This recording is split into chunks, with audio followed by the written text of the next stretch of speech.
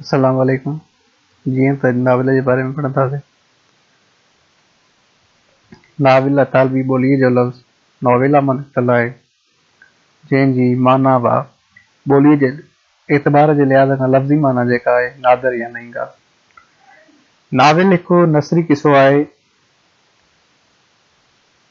जेको में मुकमल ज़िंदगी जे हिसाब सां बयानु कयो आहे, ज़िंदगी जे बारे में बयानु कयो आहे। नाविल जा अंसरनि में कहाणी, प्लॉट, किरदार, मकालमो, असलूब ऐं मौज़ू वग़ैरह शामिल आहिनि। नाविल जो जेको तर्जुमो आहे सिंधी ज़बान जे हिसाब सां, सिंधी अदब आहे, सिंधी ज़बान जे हिसाब सां कहाणी या अफ़साने मां कंदा आहियूं। नाविल में ॿिनि मुख्य ॻाल्हियुनि जी ॾाढी घणी ज़रूरत हूंदी आहे, हिकु आखाणी, ॿी सीरत निगारी। आखाणी कहाणीअ जे बारे में हूंदी आहे ऐं सीरत निगारी जेका उन में किरदार मौजूदु हूंदा आहिनि। उन खां सवाइ कहाणीअ में आयल अदाकारनि जी सीरत निगारी जा तरीक़ा ॿ आहिनि। हिकिड़ो पहिरियों उन आखाणी जेका असां लिखूं था, नाविल लिखूं था, उन में ॿ शयूं मेन आहिनि। हिकु पहिरियों अदाकारनि जी गुफ़्तगू में ज़ाहिर करणु, त उन मां ख़बर पवंदी त कीअं आहे उन्हनि जी अदाकारी, कहाणी कीअं आहे, अदाकारनि जी जेके किरदार आहिनि उन्हनि जी सीरत निगारी कीअं आहे। उनखां बाद ॿियो मुसनिफ़ जे कलम मां हिकु चङे नाविल में उनजो मुसनिफ़ ऐं अदाकारनि जे वाता, सनम दिली जज़्बात, हलत चलत तां परदो खणी असली रंग में पेश करे थो। हिन जो मक़सदु आहे ईअं त नाविल जेको आहे, जेको मुसनिफ़ लिखे थो उन जे ज़हन में छा थो हले, उहो ॻाल्हि करणु कहिड़ी पेश करणु चाहे थो, कहिड़े मतिलबु हुन में लिखियो अथई, दौर में लिखियो अथई, कहिड़ो दौरु आहे, उन महिल बग़ावत जो दौरु आहे, उन महिल ख़ुशहालीअ जो दौरु आहे, कहिड़े हिसाब सां लिखियलु आहे। जेको नाविल आहे उहो सभ खां सिंधी अदब में अंग्रेज़ी अदब वसीले आयो। सभ खां पहिरियां नाविल रासीलास जो तर्जुमो कयो वियो, जेको मुंशी आधाराम तर्जुमो कयो। ऐं पहिरियों तबाज़ाद नाविल मिर्ज़ा कलीज बेग जो दिलाराम आहे, जेको 1888 में छपियो। 1888 मां इन मां इहो थो ज़ाहिर थिए त हे अंग्रेज़नि जो दौरु आहे। 1843 खां वठी मतिलबु जेको अंग्रेज़नि जी जेका हुकूमत शुरू थी आहे, उन वक़्त खां वठी मतिलबु जेका ही नसर जी जेका सूरत आहे, माना मेन पार्ट आहे नसरी सिंफ़ूं जेके आहिनि तक़रीबन अंग्रेज़नि दौर में आहिनि। नाविलनि जा क़िस्म वाक़ियाती, ड्रामाई, सियासी नाविल, जासूसी नाविल, नफ़्सियाती नाविल, रोमानवी नाविल, किरदारी नाविल, तारीख़ी, इख़लाक़ी नाविल। वाक़ियाती नाविल हिन क़िस्म जे नाविलनि में नाविल निगार सिर्फ़ जेके वाक़ियाती हूंदा आहिनि त उन में कंहिं ख़ासि दिलचस्पी रखंदड़ वाक़िअनि खे उपकार कंदो आहे, जंहिंजी शुरूआति कंहिं नंढे या मामूली किसे सां थींदी आहे, पोइ उन में ॿिया वाक़िआ ॿिया सियासी शामिल थींदा आहिनि ऐं किसो मुंझारे जो बि शिकार थींदो आहे। अहिड़ी तरह मसइलनि जो हल नामुमकिन थी पवंदो आहे, पर आहिस्ते आहिस्ते उहे मुंझियल जेके मसइला आहिनि उहे हल थी वेंदा आहिनि। आमतौर ते हिन क़िस्म जे नाविलनि जी जेका पुॼाणी ख़ुशहरीअ वारे माहौल में थींदी आहे। ड्रामाई नाविल हिन क़िस्म जे नाविलनि में न प्लाट जे चौधारी किरदारनि खे पाबंद कयो वेंदो आहे ऐं न ई वरी प्लाट ते ज़ोर ॾिनो वेंदो आहे। माना हिन जो जेको को मतिलबु पाबंदी न हूंदी आहे हिन में कंहिं क़िस्म जी। उन खां बाद अमल, किरदार ऐं सीरत में तब्दीली आंदी वेंदी आहे। अहिड़नि नाविलनि में ज़ाहिर ऐं बातिन खे हिकु करे ॾेखारियो वेंदो आहे।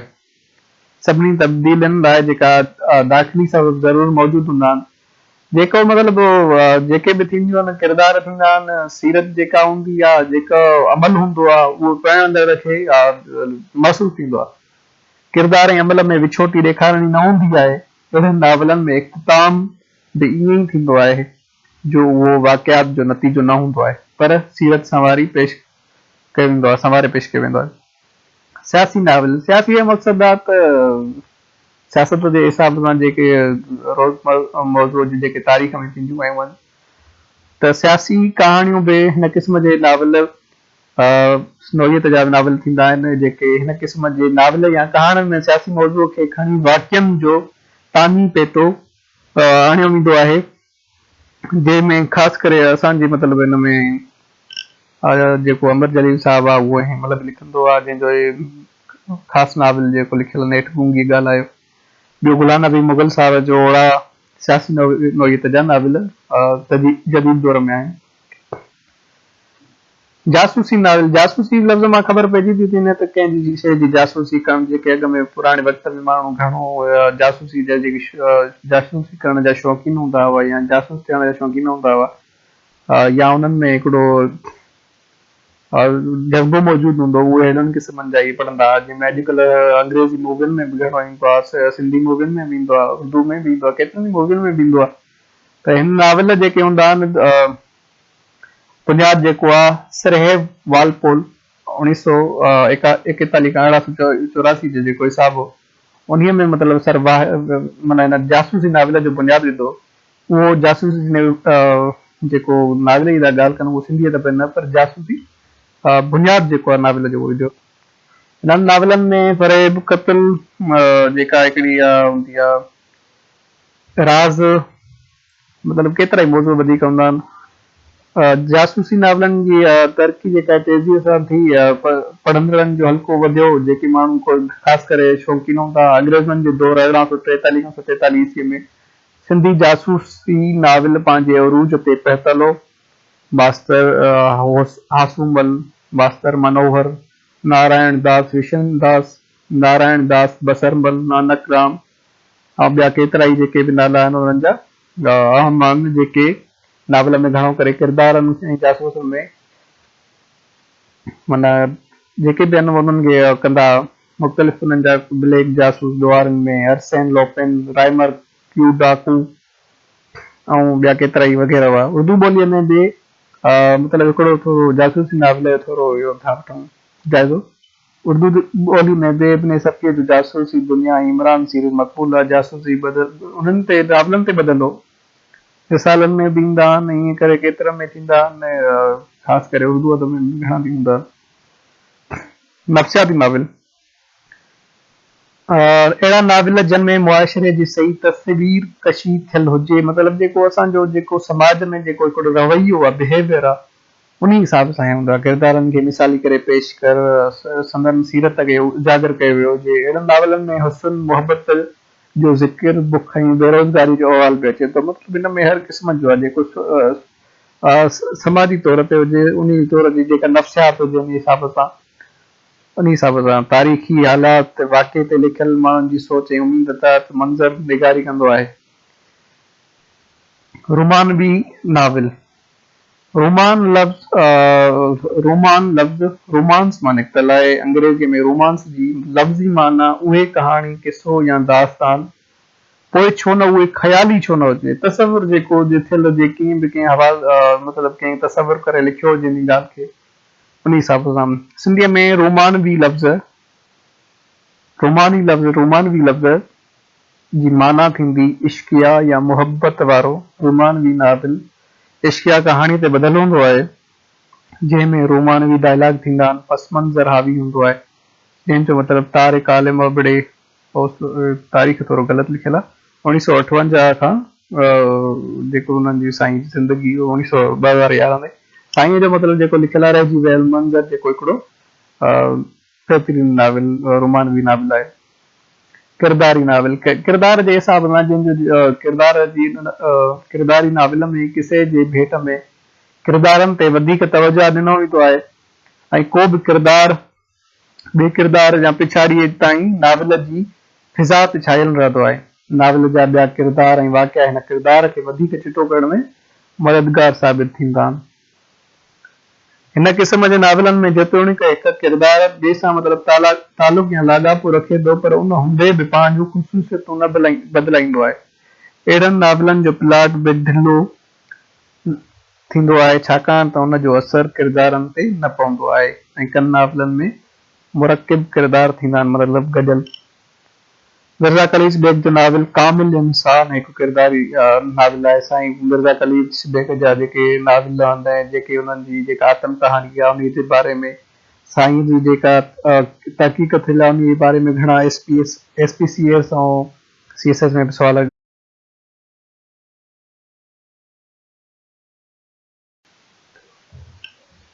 तारीख़ी नाविल माज़ी या उन दौर जे हालातनि वाक़िअनि खे सेहड़े सिलसिलेवार इंसानी जज़्बनि ऐं एहसासनि जी पोशाक में ढके कंहिं नाविल में अहिड़ी तरह कहाणी पेश कयो वञे जो ईअं महसूस थिए त ॼण पढ़ंदड़ पाण उते मौजूदु हो। तारीख़ी खे असां मतिलबु के नाविल अहिड़ा हूंदा आहिनि जिन खे असां पढ़ंदे पढ़ंदे पंहिंजो उनखे उते महसूस कंदा आहियूं त असां ॼण उते मौजूदु आहियूं, असांजे अॻियां इहे किरदार थी रहिया आहिनि, मंज़र थी रहिया आहिनि, अमल उहे थी रहिया आहिनि। अहिड़नि नाविलनि में ज़रूरी आहे त किरदारनि जा नाला तारीख़ी हुजनि पर वक़्तु जॻहूं ऐं वाक़ियात बि हक़ीक़ी हुजनि। तारीख़ी नाविल खे उन हिसाब सां कॾहिं कॾहिं अफ़सानियत खां अलॻि सम्झियो वेंदो आहे, छो जो जेको तारीख़ आहे अफ़सानो त फिक्शन मतिलबु हिकिड़ी बिना कंहिं हुनजे तव्हां लिखी सघो था ऑथेंटिक जे।